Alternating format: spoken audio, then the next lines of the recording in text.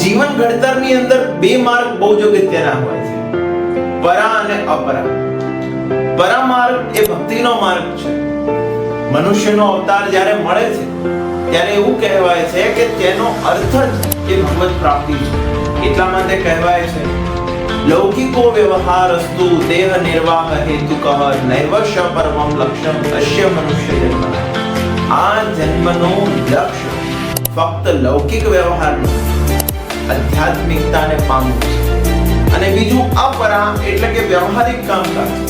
આપણો જે ધંધો છે, વ્યવસાય છે, બધું આપણે કરીએ, પરંતુ આપણી પર્સનલ કે પ્રોફેશનલ લાઈફ એટલે કે વ્યવહારિક જીવનની અંદર આપણું ઘર આવી ગયું, પરિવાર આવી ગયું, નોકરી ધંધો બધું આવી ગયું, તેની અંદર જો સ્થિરતા એટલે કે બેલેન્સ કેળવવું હોય તો પરામાર્ગે દરેક વ્યક્તિએ ચાલવું પડે.